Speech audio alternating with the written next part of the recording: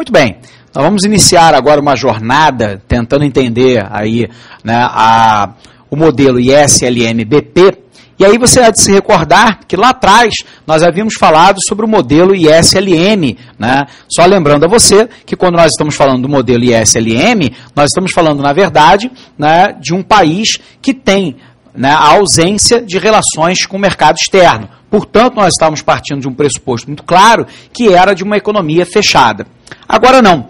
O modelo Mundell-Fleming, ele vai levar em consideração o nosso balanço de pagamentos. Balanço de pagamentos que nós vimos aí ao longo dessas últimas aulas, né, e que mostra para a gente, na verdade, o nosso balanço em transações correntes, né, e também mostra a nossa, né, conta de capital. E aí, nós vamos tentar entender a partir de agora qual é a interferência, né, desse balanço de pagamentos dentro de uma política monetária, de uma política fiscal e de uma política comercial. Como é que nós adotamos? Qual foi a metodologia que nós adotamos para explicar ISLM-BP? Se você compreendeu bem, né, ISLM-BP será agora igualmente fácil. Na verdade, nós vamos tentar introduzir um outro elemento, né, que será, na verdade, a balança de pagamentos. E assim, como na balança de pagamentos, você se recorda que tem um elemento da entrada ou da saída de moeda estrangeira, esse elemento, obviamente, pode, em alguns momentos, interferir na política monetária e também na política fiscal. E é exatamente isso que nós vamos tentar entender. Qual é o impacto dessa questão da balança de pagamentos dentro das políticas, né, que podem ser adotadas pelo governo, tanto sob o ponto de vista da política monetária e fiscal expansionista, ou ainda da política fiscal e monetária, que nós chamamos de contracionista. Tranquilo? Vamos lá então para o nosso quadro, vamos ter uma visão geral, né, nessas primeiras aulas e mais tarde a gente vai entrar especificamente no modelo Mundell-Fleming, ok? Então vamos lá, vamos tentar entender. Então, nós acabamos de sair, né, de uma aula lá falando a respeito, né, do mercado de balanço de pagamentos. E agora, né, nós vamos abrir o mercado de ativos, nós temos que considerar a conta de capital na nossa curva de balanço de pagamentos.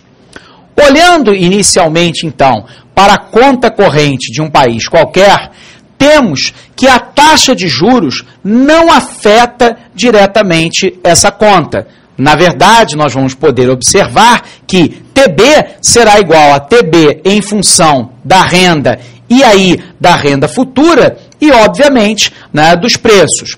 Se assim nós consideramos, né, eu quero te lembrar que nós podemos ter uma situação em que a balança de pagamentos, na verdade, altere a possibilidade de que a taxa de juros, no caso interna, maior do que a externa, atraia de capitais, pode ser de alguma forma alterada pela balança de pagamentos. Bom, como assim? Isso significa dizer, na verdade, que a política, né, sob o ponto de vista fiscal, naquilo que diz respeito à taxa de juros, pode, na verdade, ser anulada pela balança comercial. Como assim? Vamos tentar entender. O que nós havíamos afirmado na aula anterior, né? Que quando eu tenho uma taxa de juros interna maior do que a taxa de juros externa, ou seja, praticada no resto do mundo, há uma tendência de maior entrada de capitais. Essa maior entrada de capitais provoca, na verdade, a valorização da moeda local, a desvalorização da moeda estrangeira, permite, na verdade, o aumento das importações e a diminuição das exportações. Só que nós vamos poder observar, né, que isso tem a ver com a balança de pagamentos. Por quê? Se a balança de pagamentos for, por exemplo, deficitária, tudo bem? Nós teremos uma situação em que a receita recebida do exterior será menor do que a receita enviada ao exterior. Resultado, se por um lado eu tenho a atração de capitais pela taxa de juros mais elevada, por um outro lado eu tenho a remessa de moeda estrangeira pela balança de pagamentos deficitária. Resultado, a política fiscal, naquilo que diz respeito exclusivamente à taxa de juros, poderá sofrer a influência direta do balanço de pagamentos. Sendo assim, nós podemos representar essa curva no diagrama ISLM. E como a taxa de juros não tem efeito direto, né, sobre as transações realizadas na balança, a curva é dada por uma vertical. À direita da curva existe um déficit maior, né, em I implica, na verdade, em maior moeda e, portanto, em menor TB. À esquerda de TB haverá o quê? Um superávit. Vamos visualizar? Então vamos lá. Nós estamos considerando aqui o modelo ISLM-BP sem, eu quero te chamar a atenção, sem, né, mobilidade de capital e câmbio. Portanto, nós estamos falando sem mobilidade de capital e com câmbio fixo, ou seja, uma paridade determinada pela autoridade monetária. Nesse gráfico, né, você vai observar que nós temos um déficit em TB e estamos abaixo do produto de pleno emprego, né, que seria o FE. Então, observe qual é a situação. Nós temos, na verdade, aqui, nós estamos abaixo, né, portanto, à esquerda, nós temos uma situação de déficit, né, em TB, e nós temos aí abaixo do pleno emprego de todos os fatores de produção. Duas considerações, então, são absolutamente importantes para a gente. Primeiro, um déficit em TB implica em perda de reservas, ou seja, receita enviada ao exterior maior do que receita recebida do exterior. Portanto, a gente pode afirmar que quando eu tenho lá a receita líquida enviada ao exterior, significa dizer que a minha receita enviada ao exterior é maior do que a minha receita recebida do exterior.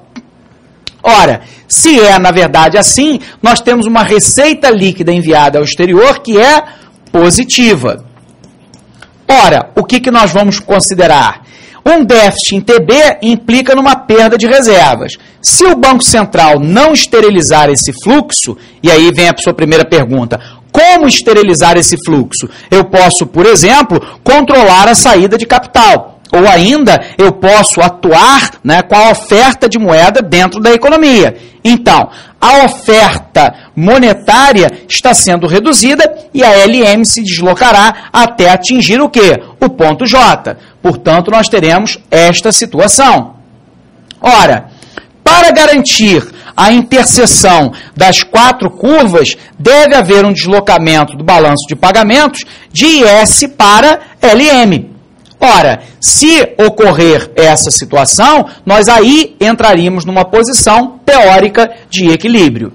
Ora, sendo assim, para garantir o equilíbrio externo e interno simultaneamente, as quatro curvas IS, LM, BP, né, e IF devem todas se cruzarem num único ponto. O ponto E. Vamos visualizar?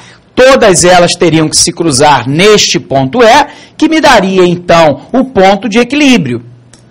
Sendo assim, o equilíbrio interno seria quando E está sobre IFE, o equilíbrio externo quando E está sobre a balança de pagamentos, e para garantir isso, nós precisamos deslocar a balança de pagamentos e pelo menos uma das determinantes da demanda. E aí, essa determinante a ser alterada pode ser a oferta de moeda ou pode ser ainda a IS, ou seja, a taxa de juros. Considerando essa questão, então, deslocamento da balança de pagamentos para a direita provocará o aumento das exportações ou a desvalorização real do câmbio. Então, se a balança de pagamentos, né, se deslocar para a direita, óbvio, então, que eu terei uma situação superavitária e tenderei, então, a ter uma maior exportação, tudo bem? Ou ainda poderei ter uma situação de desvalorização do câmbio da moeda local. Tranquilo? Ora, dada essa questão, o que a gente pode afirmar? Que lá nos anos 40, quando a teoria em torno do balanço de pagamentos começou a tomar forma, não havia muita mobilidade de capital, mas não é o que ocorre no momento atual. Calcula-se hoje que aproximadamente $1 trilhão circule pelo mundo livremente todos os dias.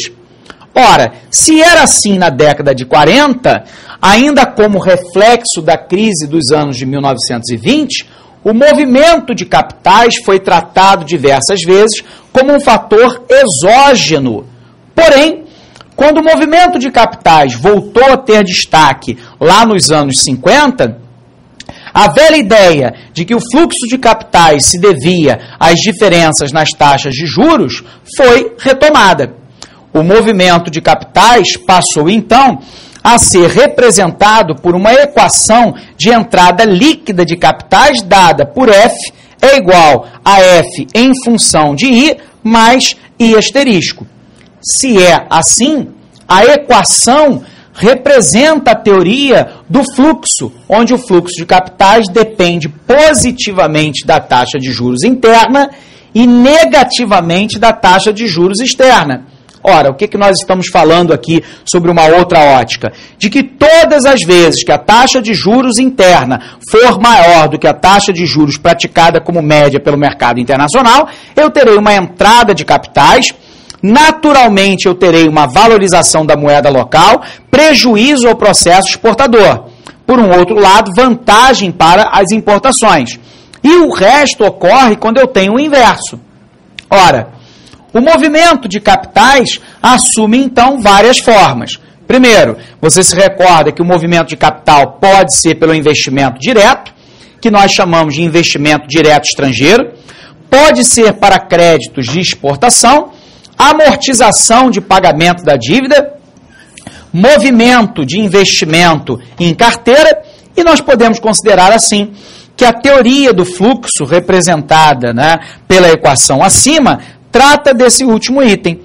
Para representar os demais itens da equação, poderiam ser adicionados exogenamente os recursos de investimento diretos e, obviamente, a retirada das amortizações do pagamento do principal e dos juros da dívida contraída. Sendo assim, quando nós introduzimos a equação acima numa equação da balança de pagamentos, nós temos que a variação dos juros será igual a TB, Y menos Y asterisco, EP asterisco, mais F em função de I asterisco, dividido por P. Ora, agora, em vez de vertical, a curva da balança de pagamentos terá uma inclinação o quê? Positiva, admitindo-se que interpretemos o equilíbrio externo como uma variação nula das reservas. Agora, apesar de um aumento da renda ainda piorar o resultado do balanço de pagamentos, o efeito pode ser compensado por um aumento da taxa de juros que atrai capitais e, obviamente, melhora o saldo do balanço de pagamentos. Ok? Muito bem. Encerramos, então, essa nossa primeira etapa dessa nossa aula a respeito... Espera aí, só um minuto, que deu um nó aqui.